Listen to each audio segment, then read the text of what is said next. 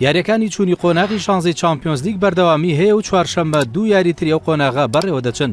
لە کاتژمێر 11 شەودایانی پاریس سەن جەرمانی فەڕەنسی قوی ڕوبەڕوویانی ریال سۆسیدادی ئیسپانی دەبێتەوە. پاریس سەن جەرمان لە قۆناغی کۆمەڵەکاندا بە ئەستەمبول لە دوا ساتەکاندا توانی سەرکەوتن بۆ قۆناغی 16 مسۆگەر بکات، دوایەوەی لە 6 یاریدا دوو بردنەوە و دوو یەکسانبوون و دوو شکستی هەبووە و بەهەش خاڵ لە پلەی دووەمی ڕزبەندی کۆمەڵەکەیدا بوو. ئامانجی چەندین ساڵەی یانە فەڕەنسیەکە ئەوەیە کە بۆ یەکەمین جار بتوانن نازناوی چامپیۆنز لیگ بەدەست بێنن.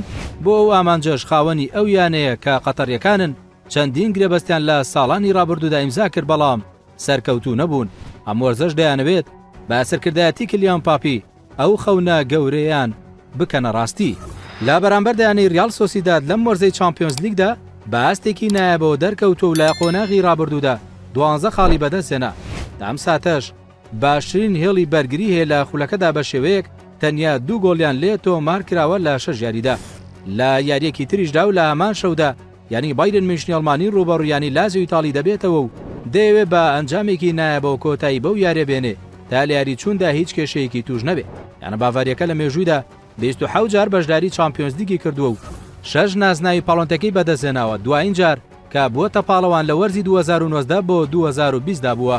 لە بەرامبەر دایانی لازیۆ ئیتاڵی دەیەوێت کارە مەحاڵەکە ئەنجام بدا و لەم قۆناغەدا ئەو یانە ئەڵمانە بکاتە دەرەوە تا بتوانێت بگاتە قۆناغی چارەکی کۆتایی، بەڵام زۆربەی پێشبینەکان بۆون کە بایرن میونشن بە ئاسانی بتوانێت سەرکەوتن بۆ قۆناغی داهاتوو مسۆگەر بکات.